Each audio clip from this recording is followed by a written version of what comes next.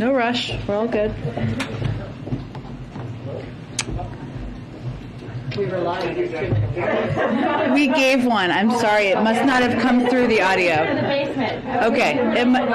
It must not have come through the audio. We're just trying to get everyone some steps this morning or afternoon. Okay. Oh, sure. Thank you, guys. Okay. All right. Okay. Okay. Well, happy Tuesday, everyone.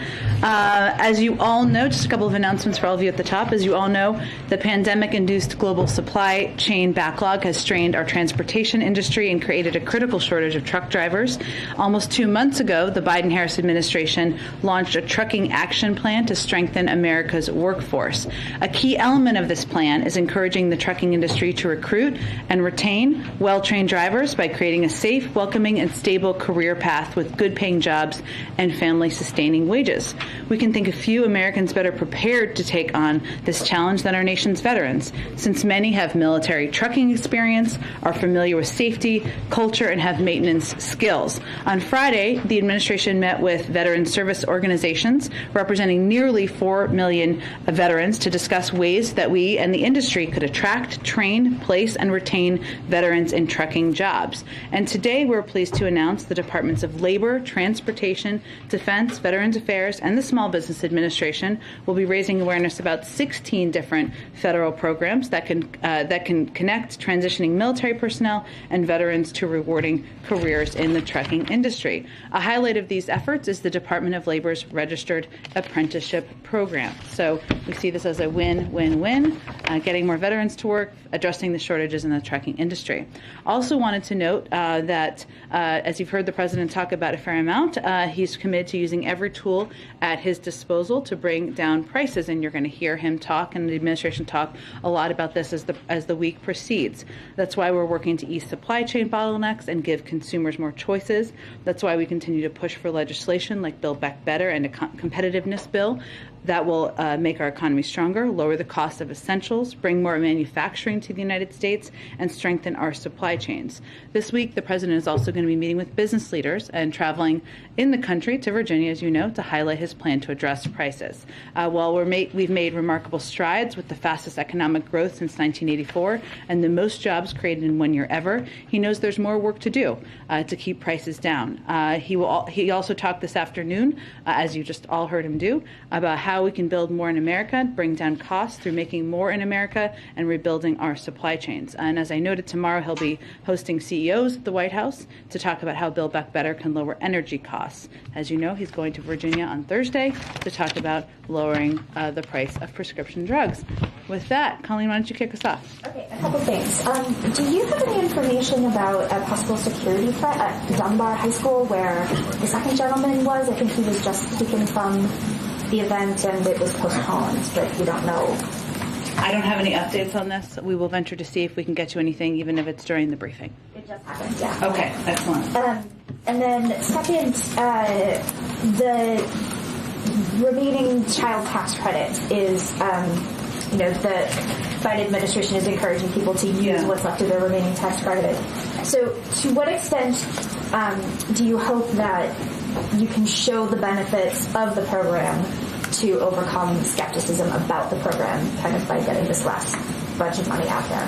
One more thing after. Sure. Well, one of the steps we're trying to take here, which is showcased by the fact that today the Vice President, Secretary Yellen, and Gene Sperling are hosting a day of action with over 100 nonprofits and community-based organizations to encourage all Americans to take advantage of critical tax credits, including the expanded child tax credit and earned income tax credit when they file their taxes this year. Part of the reason we're doing that is because we know how effective it is. We know that it helped cut child poverty by 40% last year. We know it helped give many families some extra breathing room at a time where the economy was still recovering. And studies show that the child tax credit also helps working families with developments and opportunities for their children. It's important to remember, and this is one of the things they'll be talking about today, that Americans that qualified for the extended child tax credit will still receive half of the entire benefit when they file their taxes this year. And yesterday, we launched a new version of child childtaxcredit.gov to help Americans get the full child tax credit as tax filing season begins. So part of our effort here is to continue talking about the benefits, how they're helping working families, how they're helping many women who need an extra hand to cover childcare costs, and how they're helping give people a little extra breathing room. And then lastly, if Dr. Lander, the president, accepted his resignation last night, I think, right? Or last night. I mean, not to go back to yesterday's discussion, but should he have just fired him to begin with if he was just going to offer his resignation anyway and spare all of the criticism from yesterday? I mean, I don't know. Should there have been things done differently, I guess? Well, let me reiterate something I said yesterday, because I think it's important for people to hear that from the outset, Dr. Lander's behavior was unacceptable. Senior White House officials conveyed that to him directly at the conclusion of the investigation.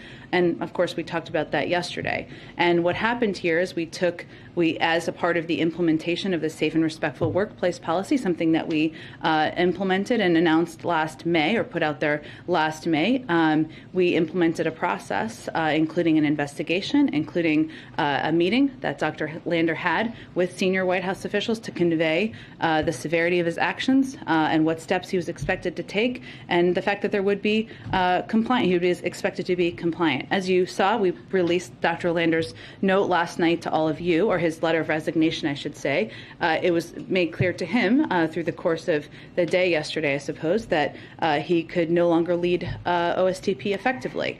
And he conveyed that in his letter. The president accepted his resignation. So I think we're now focused on looking forward. There's obviously a lot of important work that OSTP will do, continue to do, and continue to lead on moving forward, and the president's eager to continue working with them. Go ahead. Thanks, Jen. A couple on Ukraine. President Macron says that he believes that he achieved this objective of preventing an escalation after his day with Vladimir Putin. What have the French shared with the White House about that meeting, and does the White House believe that we are today closer to seeing de-escalation as a result of this meeting than we were yesterday? Well, the meeting and the press conference, as you may have seen, ended very late last night. So obviously we will continue to be in very close contact with our French counterparts at a range of levels. The president has spoken with President Macron twice in the last week. I expect he'll be engaged with him soon, which we will, of course, to go back to Kelly's question yesterday, make you all aware of. I would just say we're encouraged by any efforts at diplomacy. We still don't have any prediction of what President Putin will do. We can't control what Russia will do next. What we can do, and what I think President Macron played a role in doing yesterday, is making clear with our allies and partners that there will be massive consequences should Putin choose to further invade Ukraine. But in terms of an assessment, we don't have any new information or new prediction about where President Putin's head is. Has the White House not received a readout from the French on this? We remain in close touch with our counterparts, but I don't have an update on any specifics of behind-the-scenes diplomatic talks. More on Ukraine. We heard the president and the chancellor yesterday emphasize this united front. We did not hear the chancellor mention the phrase Nord Stream 2. What assurances did this White House get from Germany, the German government, about Nord Stream 2 and the future of that pipeline if Russia invades? Well, as you heard the president very definitively say yesterday at the press conference, if Russia further invades Ukraine, there will no longer be a Nord Stream 2, and we will bring an end to it. You heard the German chancellor also convey yesterday that we are working in lockstep and that we are very coordinated in our efforts. In terms of the specifics, we'll let those conversations happen through diplomatic channels. But I would also reiterate that Nord Stream 2 is not currently operational. We agree that it is a point of leverage with President Putin and the Russians. German regulators have suspended certification of the pipeline, and we have been very clear privately, as we have been publicly, about the fact that it would not continue should Russia invade. And I have just one last one. Your reaction to the RNC declaring what happened on January 6th as legitimate political discourse, and Democrats on the Hill today are being very vocal about this. Hakeem Jeffries says the C in RNC stands for cult. Does the White House agree with that? Well, I think it's clear to Americans that what happened on January 6th was not legitimate political discourse. Storming the Capitol in an attempt to halt the peaceful transition of power is not legitimate political discourse. Neither is attacking and injuring over 140 police officers, smashing windows, and defiling offices. It's telling to all of us that some leading Republicans have rejected that characterization, including the former president's national security advisor and the chief of staff to the former vice president, who, as he put it, had a front row seat that day, including as rioters chanted for the former vice president to be hanged. So again, we certainly reject the notion that that was legitimate political discourse, as we think a large number of Americans would as well. Go ahead. Thanks, Jen. I want to ask you about this Army after-action investigation into the Afghanistan withdrawal that was obtained by the Washington Post. First of all, is this a report that the White House has had an opportunity to review and absorb? And if so, were there any lessons that were learned from it? Well, I know obviously our national security team, as we said at the time, was going to conduct after-action reports as they would as it relates to the end of any conflict or any engagement of that sort. We have always believed that the end of a 20-year war was always going to have significant challenges. We, as you know, and we talked about at the time, through the summer we were pressing our system hard on whether we were meeting previously established tripwires that would require us to adjust operations at Embassy Kabul. That's how we looked at it and evaluated it at the time. The NSC led that process and convened regular interagency discussions. And of course, earlier in the summer, we pre-positioned U.S. forces in the region to be ready to facilitate a NEO in preparation of exactly that scenario. I know I reiterate all of that because I know we haven't talked about this in great detail in some time, so I just wanted to lay it all out there. All that work, of course, took months of planning, but we always look at and assess. That's why after-action reports are so important and so essential. In terms of additional reports out of any of these findings, I don't have anything to report from here. I'd really point you to the Department of Defense. But has the White House had an opportunity to review this particular report? Well, again, internal discussions and internal reviews of any after-action reports. I don't have any updates on our assessments from here.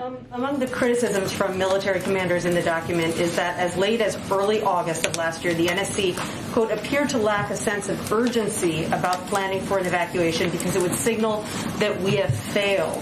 What's your reaction to that criticism? Well, I would say, again, earlier in the summer, we pre-positioned U.S. forces to be ready to facilitate a NEO if needed, meaning an evacuation if needed of our embassy there. That is fact in terms of what was planning, what was done at the time. And that, in advance of that required months of planning to ensure there were a range of contingencies planned for, as we always do, through the national security team and through the military team. And as we prepared in the early summer to leave Afghanistan, we pre-positioned military assets in the region that enabled us to execute one of the largest airlifts in history. So I would just say if you look back at the specific planning steps we took, we did plan for a range of contingencies. Even well, as we talked about at the time, there wasn't an anticipation that the Afghan National Security Forces would fall as they did or as quickly as they did, and that was not anticipated by anyone. But we still had done a range of contingency planning. So broadly, then, do you reject the assertion that was made by various military commanders in this report that they were trying to convince members of the administration of the urgency of planning for the evacuation, but that they were rebuffed? Well, again, there was a range of contingency planning that was done in close coordination by all of the players on the national security team at the time to prepare for a range of options and a range of outcomes. No one predicted, as we know, and as we talked about a lot during the period of August and September, that the Afghan National Security Forces would fall at the pace they fell. But if you look back at the history of what we actually did and what planning was done, there was a range of planning, including positioning military forces, including ensuring that we had a plan for a NEO operation for evacuation at the time, should that be needed. So we always look back and assess, but I would say the facts of what was planned for at the time show that we were preparing for a range of contingencies. Go ahead. Following up real quick on this last exchange, that report did paint a pretty damning picture of the NSC and State Department pretty much having blinders on while generals sounded the alarm over Afghanistan. But we're hearing sort of the same bleak, blunt assessments right now from the Pentagon about Ukraine. So is there any closer relationship between the White House and Pentagon? Are the generals being listened to differently now, post-Afghanistan, post this report? Well, I think it's really important to separate the two, because first, we're not in a 20-year war with U.S. troops in Ukraine. That's a very different circumstance. I would say that we believe and we continue to view our relationship, both from the White House, from the diplomatic team, and from the Defense Department, as one where we are closely coordinating, where there are healthy disagreements, as there can be, and the president certainly welcomes them. And after-action reports are very important because you can look at and make assessments about anything you would change moving forward. But Ukraine and the situation on the border of Ukraine with Russian troops building up is not the same as ending a 20-year war. That is something the president had talked about for some time, where we were spending an enormous amount of not just money, but blood of American service members over the course of decades. That's a different circumstance.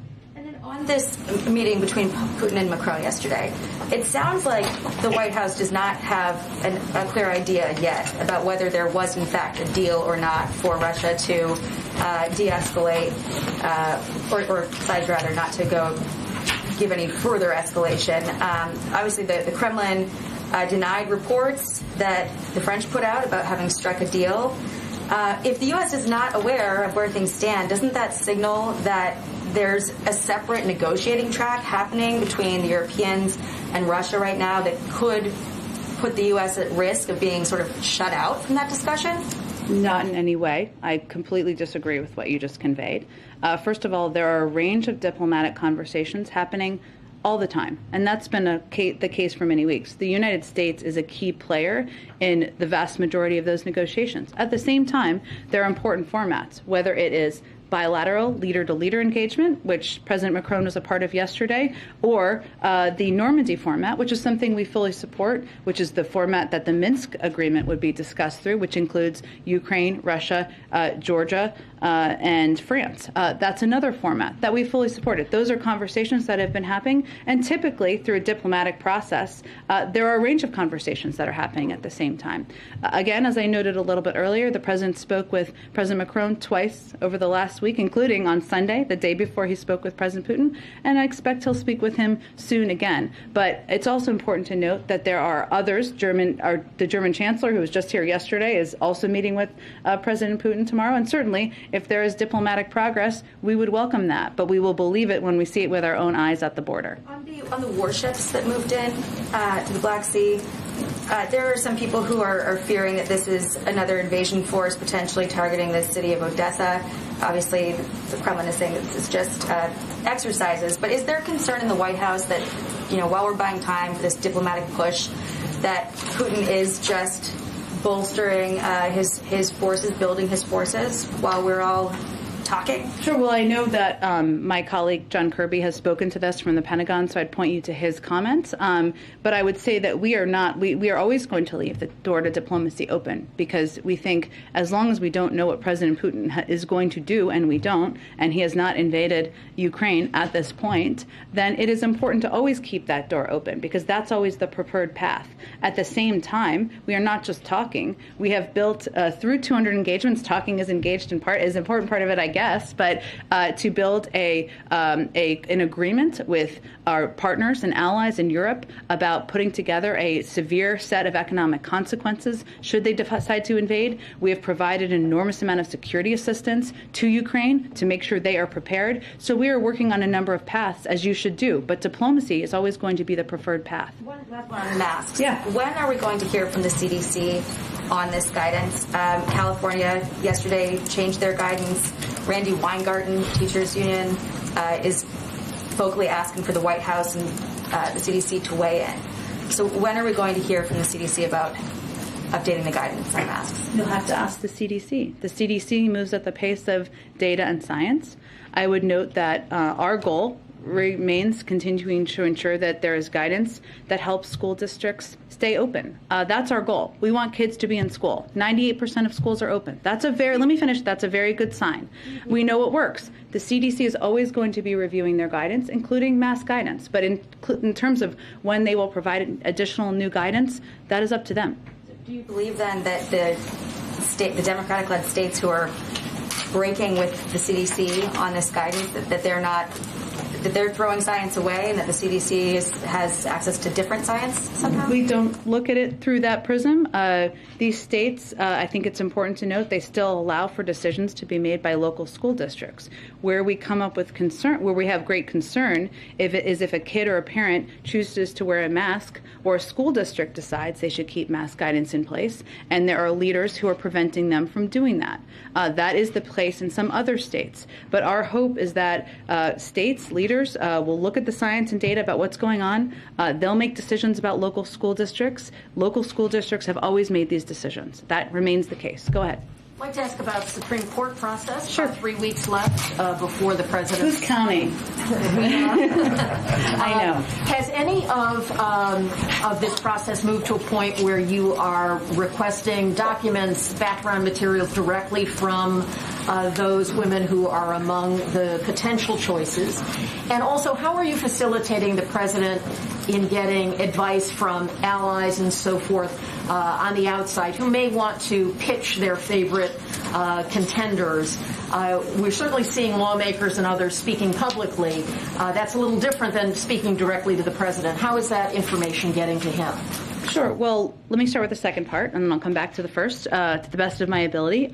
So you all have seen that the president has met with very publicly both Chairman Durbin and Ranking Member Grassley. The chairman and the president and vice president have also spoken with a number of members to engage with them, get their feedback. I had also noted, I think yesterday, that the president has also spoken with a wide range of outside legal experts as he's seeking to consult and to get feedback and advice from them. So he is receiving and engaging with a range of people as he considers this process. I would note also that as he's looking at the process, he's reviewing not just bios, but he's also reviewing cases. And he is looking at binders of cases because he is taking this approach very seriously. He's taking a very thorough approach to it. In terms of the process, that is a part of the process, as you know from covering these, Kelly, vetting documents, and that requires engagement with individuals. I'm not going to get into specifics about where that sits. What I would reiterate, and those of you who've covered this know this well, is that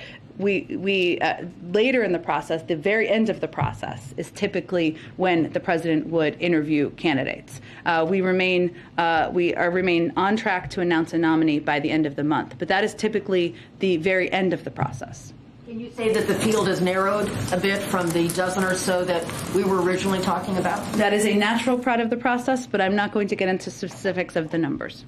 Go ahead. Going back to the after-action report on the Abbey-Gate investigation, it's incredible what is in this report. Some of the military officials say things such as, the Department of State did not get one message right to the Afghans during the NEO.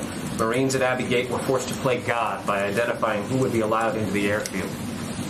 One of the reasons you do an after-action report, as you said, is to go back and assess, but isn't it also to allow for accountability? Does the president intend to seek any accountability? I think we're going to allow a discussion internally to continue about any after-action report. I have no predictions beyond that at this point. Speaking of accountability, last night, accepting the resignation of Dr. Lander, it's been postulated here in town that perhaps Dr. Lander would still be working for this administration if Politico hadn't reported the story yesterday morning and if reporters in this room hadn't asked about it yesterday. Is that a fair assessment? Well, I think, again, given that Dr. Lander made the decision himself to submit his resignation, that would be a question best posed to him. So the president was not involved? No, he was not. He did not seek Dr. Lander's resignation? He did not. He made the decision himself. Go ahead. Frontier has announced plans to buy Spirit Airlines. Is there any concern in this administration about reduced competition? You know, broadly speaking, we always have a concern about reduced competition, but in terms of this potential merger, I don't have any specific comment from here. Is it under discussion at least? Again, you know that would be reviewed by the Department of Justice and not from here, so I don't have any additional comment from here. China, as has been widely reported, has largely missed its Phase 1 purchase commitments. There's been talk about administration officials voicing this week disappointment over that and frustration. Mm-hmm. What is the president prepared to do on that front? Well, I would say first that, hold on, I have some update on this. Let me just make sure I have the most up-to-date information. One moment. Thanks for your patience. So as you know and have been following this closely, Alex, the USTR has been in conversations with China about its performance regarding purchase commitments under Phase 1, which they did not meet in 2020 and did not meet in 2021. And they have conveyed, and I just reiterate on their behalf, the USTR officials, it is on China to show it can follow through on its commitment. So again, this is under the purview, as you know, of Ambassador Tai. We have expressed our concerns. We have them in terms of specifically what the president would be prepared to do. We're going to continue to engage with Ambassador Tai and the trade team to determine next steps. Well, just to be clear, what is the president prepared to do then? Again, the USTR, our Ambassador Tai, is the one who runs point on this, and I would point you to her for any additional comment on the current status. Finally, there's some talk on Capitol Hill about congressional staffers unionizing. Does the president support that? He does. He supports the right of any individual to seek to join a union, to collective bargain, and of course, Capitol Hill staffers are certainly individuals who are pursuing that. Is the staff been in touch with those folks? Our staff been in touch with them? I would really point you to congressional leadership. I know Speaker Pelosi and her team have spoken to this as well. Go ahead. Thanks, Jen. So truckers in Canada last night shut down the Ambassador Bridge, which carries about a quarter of U.S.-Canada trade in goods. So what's the administration's response to this action, and what steps are being taken to ensure the free flow of goods, and also any preventative steps being taken to address a possible blockade on the Michigan side of that bridge? Well, let me first start by saying I know there's been some suggestion, not by reporters necessarily at all, but that this congestion is related to the vaccine requirements. It's not. I'm saying I'm going to get to the protests, but the protests going on across Canada, which have spread to a bridge, are leading to sporadic congestion and blockages. I would, just to go back to my point I was trying to make, is that across what we've seen with these requirements is across a range of industries, vaccination requirements have been implemented with no disruptions, have helped increase vaccinations. These requirements help protect more people from COVID, and there's been zero indication across these industries that they would lead to disruptions, including on this policy. We, of course, support, as you know, the right to freedom of speech and protest, but while we do see some of these congestion due to protests, it's clear that these disruptions have broadened in scope beyond the vaccine requirement implementation. Beyond that, we are, of course, in touch with our Canadian counterparts, but I don't have any updates in terms of specific steps. On Ukraine, so in yesterday's briefing, you mentioned that the Minsk agreements would possibly be a part of these Macron and Putin talks, and now that it's over, is the U.S. discussing directly with any of the parties the use of the Minsk agreement as a possible way out of the conflict, as President Zelensky has suggested? Do you see that as a sort of a fruitful pathway toward a diplomatic agreement? Well, we see the Minsk agreements, which are discussed through the Normandy format, which I was talking about a little bit earlier, as certainly a format to move things forward. And we stand ready to support these sincere efforts. And again, we welcome calls for a diplomatic resolution to the conflict in eastern Ukraine, and the Minsk agreement is a format that those could take place through. Well, I guess there's been some suggestions that the Minsk agreement would be unfavorable toward Ukraine if implemented in the way that the Russians want it implemented. So is the U.S. coming down in any way on one side or the other? We are not. We just see them as a format through which there could be discussion and continued engagement. And lastly, quickly on competition, Tyson Foods stock went up very high yesterday. I think it's highest in about 2 years on the back of record profits on rising meat prices, partially on rising meat prices. So how is that posing a challenge to your administration's efforts to address competition in that industry? Well, just 4 large conglomerates control the majority of the market for beef, pork, and poultry products, and the data shows, and I think their record profits are evidence of this, that there have been increases in meat prices while the companies have generated recent record profits, and that's a good example of it. And I would just note, if you look at historical precedent here, 50 years ago, ranchers got over 60 cents for every dollar a family spent on beef. Today, they get about 39 cents. 50 years ago, hog farmers got 40 to 60 cents for each dollar they spent. Today, it's about 19 cents, and the big companies are still making major profits. It certainly shouldn't work that way, and as the president has said many times, capitalism without competition isn't capitalism, it's exploitation, and we have continued concern about the lack of competition in these industries. Go ahead, Mark. Thank you, Jen. I have a Lander and a Ukraine question. First of all, will Rachel Wallace get her job back? I will have to check and see in the internal HR process. I'm happy to do that. And then since you've made it clear that he resigned, he was not fired, how does this comport with President Biden's pledge to fire you, quote, on the spot if he found out about any kind of mistreatment of employees? So what we did early in the administration, after he made those comments, which I think that were the first or second day in office, was our team, our HR team, our legal team, others worked to put in place a safe and respectful workplace policy. And that policy, which is about a 6-page document, I think we made it available to all of you, and we're happy to reshare it if useful. That was the process through which there was an investigation into these allegations. There was a conclusion of that investigation. At the conclusion of that, Dr. Eric Lander, met with senior members of our officials who made clear what steps needed to be taken and that he would be required to be compliant with those. So that was actually an implementation of the president's commitment and in an effort to create a process for a large administration to maintain a healthy work environment and create a channel to address issues as they come up. So on the spot after an investigation. Well, I think in any workplace, and one where, like the White House, you need to have a process and a process through which employees can present any concerns they have, any allegations they have, and that there's a process that those can be seen through. And that's exactly what happened in this case. On Ukraine, if you could explain to ordinary Americans who find the domestic politics of other countries very mystifying, why couldn't Chancellor Scholz say the words Nord Stream pipeline? He was asked numerous times, not just in the press conference yesterday, but also later in interviews. Why? Why can't he spit out the words that President Biden said? Well, here's what I can speak for, which is the U.S. government, of course, and President Biden, and our commitment and agreement that if Russia invades, Nord Stream 2 will not move forward. It is still not operational at this point in time. I know your position. I'm just asking if you could give us any insights into why Germany can't say that. You are a very industrious reporter, Mara, and I'm sure you can pose that question to the Germans as well. But I can only speak for our government, and you heard the president say and reiterate many times yesterday how strong our relationship and our alliance is, how Germany is one of the most important allies we have in the world, how we have full confidence and faith in their commitment to implementing a strong outcome or strong consequences should Russia invade. Go ahead. Thanks, Jen.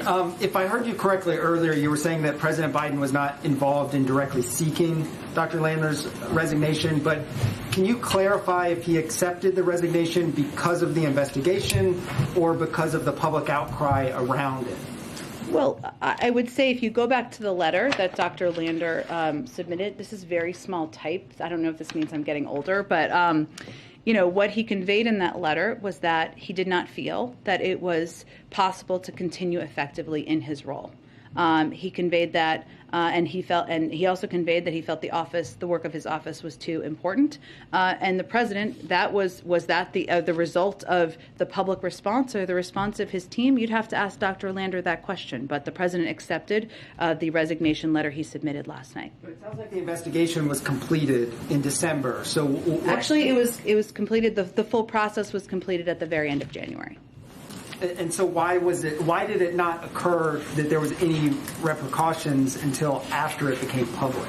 Well, there was an entire process that was underway, including a meeting with Dr. Lander conveying exactly what steps he would be required to take, that he would be expected to be compliant with those requirements, and that his actions were absolutely unacceptable and would not be tolerated in this White House, and we wanted to prevent them from happening again. So that process had been undergone. It's standard, and of course these things are reported sometimes as they were, but to keep HR processes private in part because you're protecting the range of officials who came forward, and that is the standard process. Sometimes officials speak publicly, as they did in this case, and that's their prerogative. And then can you say when the president learned of the internal investigation and if he was briefed on it before this became a more public subject yesterday?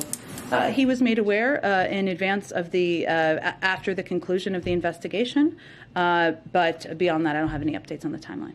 Just one more. A few weeks ago, the president had talked about in his press conference about the desire to get out of Washington. Yes.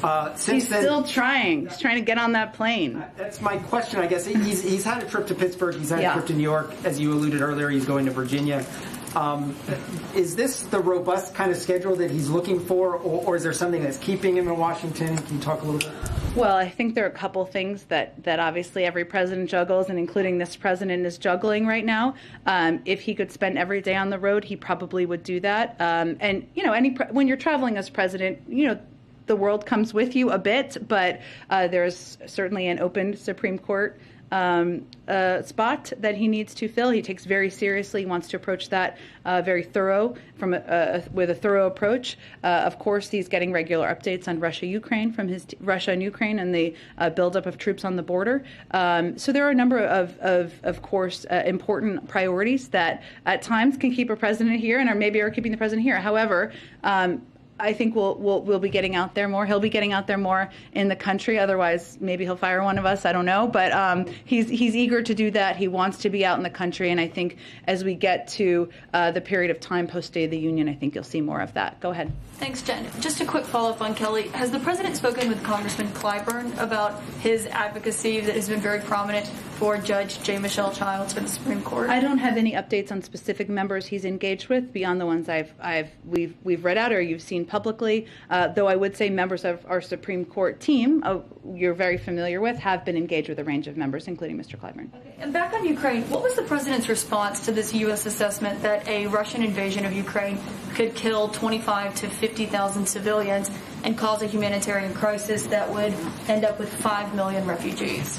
Well, first, let me say I'm not going to get into intelligence assessments from here, obviously, but we certainly prepare for a range of contingencies and work and engage with our European partners and counterparts to prepare for them. And that relates to the potential for refugees. It relates to the potential for natural gas or oil shortages. And those are part of the discussions the president is a part of, our Secretary of State is a part of, and that is why we are doing so much engagement at this point. On Nord Stream 2, the president was pretty confident yesterday that it would not go forward if Russia invaded Ukraine, even though the German chancellor would not say that. So I guess logistically speaking, how would the president ensure that that would not happen? I'm just not going to get into more specifics from here, but I can assure you that that is a commitment and one we will deliver on. Would that include sanctions on anyone or any company that does business with the pipeline? What does that look like? I understand why you're asking. I just don't have more details I can outline from here at this point. In hindsight, does he regret waiving sanctions on the company behind Nord Stream 2 as the administration did last year? Well, Nord Stream 2 is not operational at this point in time. But does he and it remains a point of leverage. Quickly become operational? Well, it's not. The German regulators have not approved it. So it's not operational. It hasn't been. So I don't think we're looking in the rearview mirror. I think we're looking at it as a point of leverage with the Russians. But I guess the question is that Putin has been quite aggressive in his stance with Ukraine. He's amassed over 100,000 troops on their border. He clearly is seeking to use leverage over them. So why let the pipeline go forward at all, regardless of an invasion, given the tactics that he's been using? Well, again, I would say that there's a disagreement. I'm not sure this is what you're asking, but between us and some in Congress who suggest that that sanctioning Nord Stream 2 now would be effective. We don't agree. We believe that it is a point of leverage and that making clear it will not proceed if Russia invades is a point of leverage. That's why we're proceeding on the path we are. We don't think that approach would work. Go ahead. There's been some reporting that President Biden has kind of refused to mention Tesla when he's talking about electric vehicles. There's kind of been some reporting on that. Today he mentioned Tesla when he was talking about electric vehicles. Anything noteworthy there? Any change in how he approaches this? I would just note, I think we all know that Tesla is a major producer of electric vehicles. I think that's fair to say, factually. And certainly the electric vehicle industry is one that we feel is a huge opportunity for the United States to move towards our clean energy goals and objectives. And a range of automobile makers are a part of that effort. Sure. The House version of the China competition bill includes a measure that would require a broad screening process of outbound international investments into China. Not in the Senate one. Does the White House support that particular measure? I know National Security Advisor Sullivan has discussed that in general. Yeah. So right now, as you know, they're in conference or they're discussing, and we are looking at the impact of outbound U.S. investment flows that could circumvent the spirit of export controls or otherwise enhance the technological capacity of our competitors, which is something I think our national security advisor has touched on in ways that would harm our national security, which we would certainly be concerned by. We're in touch with Congress about the proposal and also our efforts broadly in this regard. But again, we're going to keep working that through Congress, and that's with leaders there, and that's where the focus is at this point. Last question. Does the climate of high oil and gas prices influence how the White House administration approaches sanctions on Iran and Venezuela with an eye getting more supplies into the market? Well, let me just outline for you, and I don't know if Edward's here. Oh, there you are. He asked me this question yesterday, and I just wanted more detail, so I'm just coming back to it a little bit. The president's focused on doing everything we can to address the squeeze that we know gas prices can have on families. As he has said, supply of oil around the world should be keeping up with the demand as we're exiting the pandemic. So there's a couple of areas that we are focused on, and you're familiar with them, but let me just outline them from here. We're engaging, one, internationally, both with oil-producing and oil-consuming countries. These discussions are happening right now. They're ongoing. With oil-producing countries, we're talking about proposed production increases. With oil-consuming countries, we're talking about releases from strategic reserves. Of course, we're not going to outline every conversation, but that's largely how we're approaching it. Two, the president's going to continue to use every tool at his disposal to reduce prices. We've already announced a historic release from the Strategic Petroleum Reserve last fall, 50 million barrels. 40 million barrels of those barrels are contracted for delivery, including 13 million that we just released in January. So it wasn't that 50 million released at once. They're continuing to be released. We saw a drop in prices, which fell more than 10 cents a gallon in the course of the holiday season after some of that initial release, and all options remain on the table. Third, we're focused on protecting consumers from abuse. We know markets have been volatile. Often firms exploit market volatility to extract excess profits from consumers. We're looking at every legal and regulatory authority we have available to ensure consumers are protected. That means responding to any sign of manipulation in the oil commodities markets or gauging at the pump.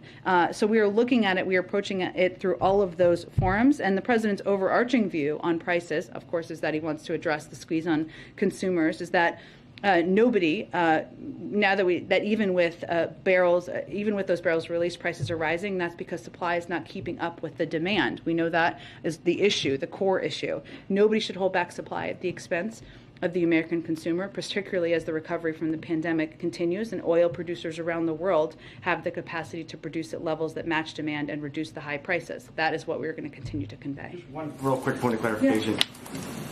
You announced the cooperative releases already, and in a statement you suggested maybe that there's conversations are ongoing. Yeah. Should we assume that there may be future cooperative releases then? All options remain on the table, but I don't have anything to preview at this point in time. Go ahead. Yeah, Jen, following up on the trucker question from earlier, inspired by the so-called Freedom Convoy in Canada, a group of U.S. truckers say they're planning a similar protest in Washington, D.C., possibly for March 1st, to oppose COVID vaccine mandates. That date's obviously would coincide with President Biden's State of the Union address. As you know, the trucker convoy in Ottawa has been very disruptive and paralyzed parts of the city's downtown. Is the administration making preparations to be ready for an upcoming Freedom Convoy plan for D.C.? And does White House have any concerns about this a similar protest happening here in the nation's capital?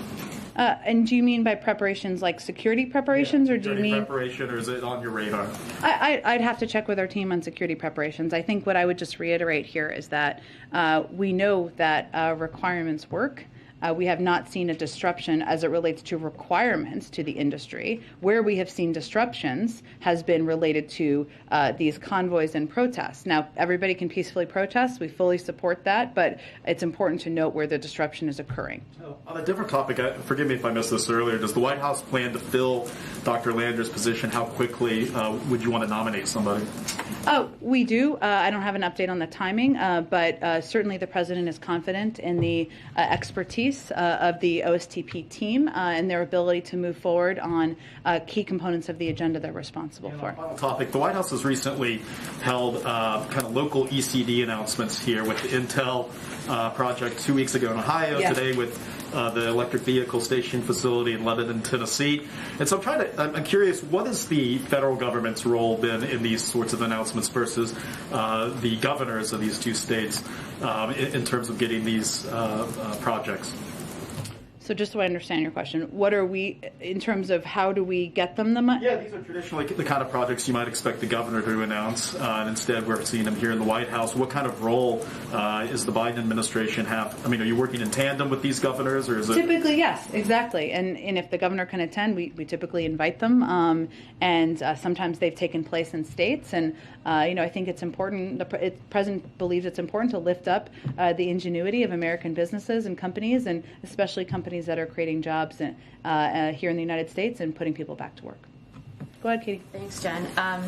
As most people in this room have asked about, the president said yesterday that he would shut down Nord Stream 2 if there was a military invasion. He kind of defined it traditionally as tanks on the ground. So if Putin attacks but doesn't send massive forces over the border, perhaps through cyber attacks or through paramilitary forces, does the president feel the Western alliance could still present a united front, given his conversation with the chancellor yesterday? Sure, we have a range of contingency. I certainly understand your question, but I don't have anything more to detail here. Obviously, we don't think Nord Stream 2 is a good deal or a good project. We've been very clear about that. And I think right now what we're focused on is what we think the right diplomatic tactic is as it relates to deterrence, which is part of our approach. And that includes making clear that Nord Stream 2 will not proceed, given, of course, President Putin and the Russians want it to proceed. But we have a range of contingencies. Should Putin invade? Should he take other additional steps? And we're going to continue to work to be lockstep with our partners. Just to clarify, so if it's a cyber attack or paramilitary or anything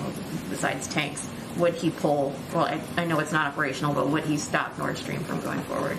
Again, I don't have anything more to update you on. We have a range of contingencies depending on if any steps President Putin takes. And then would he still keep the science advisor post? Would that still be cabinet level? I know that was at first with him. Okay. Mm-hmm. Go ahead, Karen. The president said yesterday he believes President Putin still has a diplomatic off-ramp, that de-escalation is still possible. Last month at the press conference, less than 3 weeks ago, the president said about Putin, my guess is he will move in. He has to do something. Does he no longer believe that President Putin has to do something? And if that's the case, what has changed in those couple of weeks? Well, I mean, he either has to de-escalate or invade. Obviously, our preference is that he de-escalates. So I'm not sure. I think that's what the president likely meant in the time. We didn't at the time, nor do we now have an assessment of him making a decision. And we can't control what Russia will do next. What we can do is we can prepare, and we can prepare for a range of contingencies, and we can stay coordinated with our partners and allies, and that's what our focus has been. You mentioned at the top that the Thursday event in Virginia is prescription drugs. Can you tell us more about that, where he's going, why Virginia, and will he have an announcement on prescription drugs? I expect we'll have more tomorrow as we get a little bit closer, but he's going outside of Richmond to Congresswoman Abigail Spanberger's district. I think she will be at the event as well, as I understand it, and certainly talking about the need to reduce the cost of prescription drugs, something that is bearing a lot of weight on seniors, on families across the country, is something that is still a initiative, a priority that we still have more work to get done. Go ahead. Thanks, Jen. On that Thursday trip, has the president invited the Republican governor of Virginia to join him? Let me check and see if we have more details on the specifics. It's still all getting finalized, and I expect we'll have more as we get closer tomorrow, but I'll see if we have any more we can get you after the briefing. So would he plan to talk to him about their sort of differences in opinion on masking in schools? Let me just see who's been invited to the event and who's planning to attend, and we'll get you more details from there. Go ahead. Thank you, Jen. Another one on Ukraine. Yesterday, after meeting Putin, President Macron said that one of the options for Ukraine would be to get a status like the one Finland had during the Cold War, a status of strict neutrality. Is that also an option the president would consider? Well, I saw that President Macron said this morning that was not a formulation he used, and that ending NATO's open door policy would be a problem. We agree with that. And as we've said previously, we're committed to the right of sovereign nations to make their own decisions about their security. And maybe we see there is a very intense diplomatic battle going on around Moscow, and does the president believe that it is really helpful, or maybe that it creates like uncertainties around the situation and could ultimately benefit the Russians? You mean President Putin engaging in diplomatic conversations? A lot of diplomatic conversations, and after every encounter, there is a press conference, and there are new questions about are the allies really aligned? Is he maybe concerned that there is maybe too much going on? I think what you hear from the allies time and time again is that we are aligned, and there will be severe consequences. And that does not mean that consequences will be identical from every country. It means we agree that invading Ukraine, a sovereign country, violates global norms, and we have worked hard through more than 200 engagements to, it doesn't happen by accident, I guess is my point, to ensure that we remain coordinated and closely working together. Go ahead. Thank you, Jen. Two topics. The first one is going to be the truckers and then Russia. But first, the Canadian the movement in Canada of the truckers. So the Ottawa mayor has asked for 1,800 additional police officers to quell what he called the insurrection. You know that it's been a rallying cry for the far right, this movement. And Prime Minister Trudeau yesterday accused the protesters of trying to blockade Canada's economy and democracy. Does the White House share this perspective on the movement? That's not how we've described it. Do you said yesterday, just again, that the CBP was not impacted by the movement at the moment. Now, with what happened at the bridge, it has had an impact.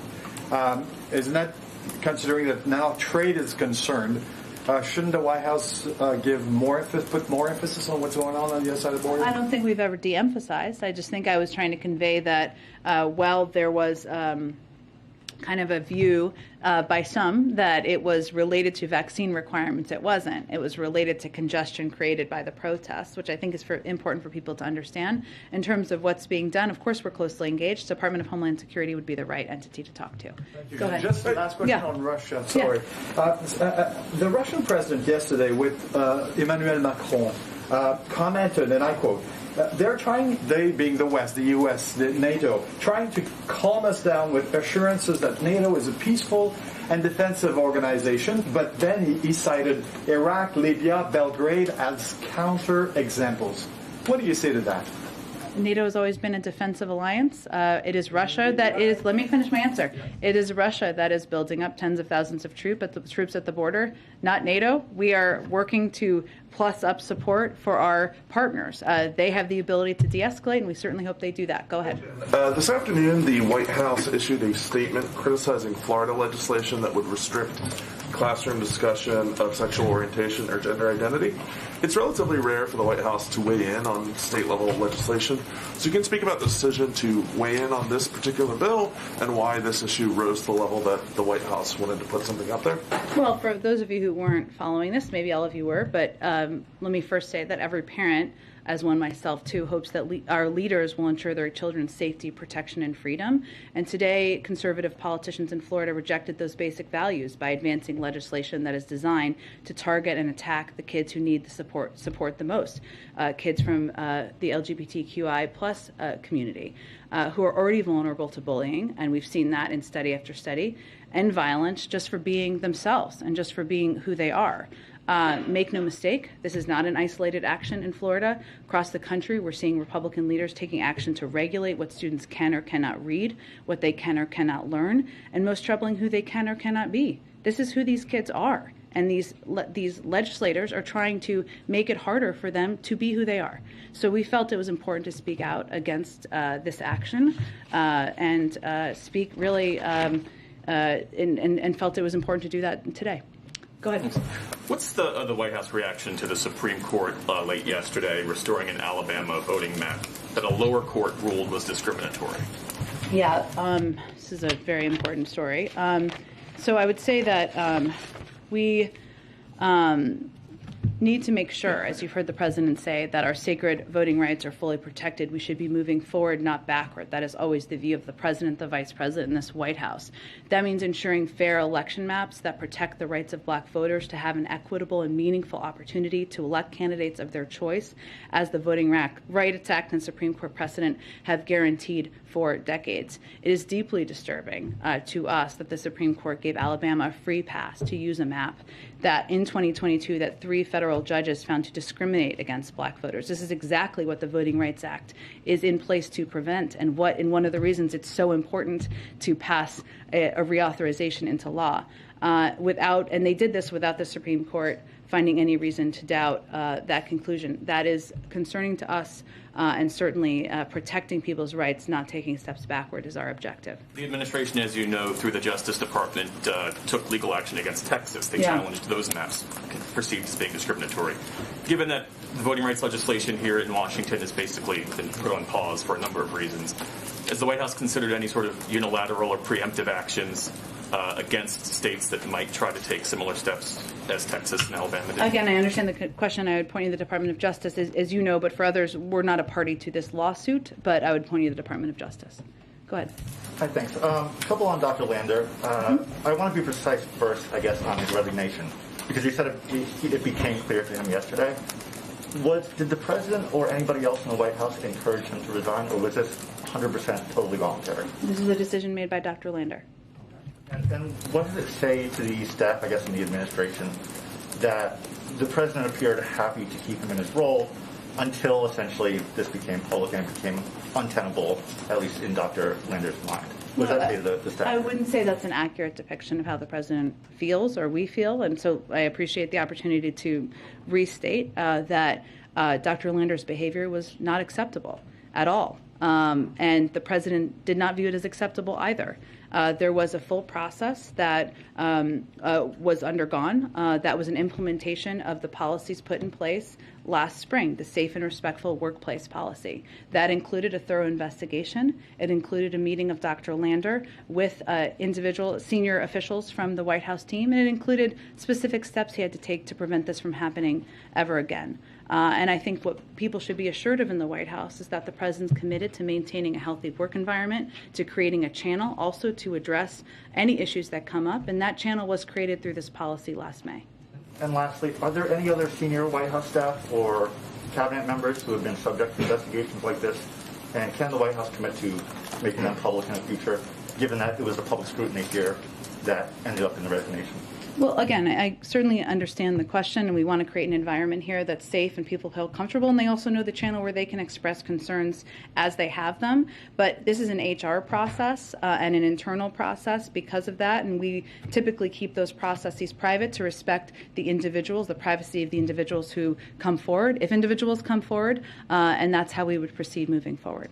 You can't say yes or no whether there are other investigations similar to this. Again, those are private processes and HR processes, and if individuals choose to speak publicly, that of course is their prerogative, but as is true of any HR process in any company, we would certainly keep that process private as a policy. Is there any reevaluation of the workplace policies and rules here given everything that's happened, I guess, here? Is there any feeling of needing to go back and revisit whether those are effective and adequate? Well, I think, again, our objective is to prevent this behavior, unacceptable behavior, from ever happening again. And the Safe and Respectful Workplace Policy, which was implemented in this case, provides a channel for any individual to come forward if they have concerns, where the concerns can be addressed through a thorough process. And hopefully people know that, and it is part of an effort to maintain a healthy work environment.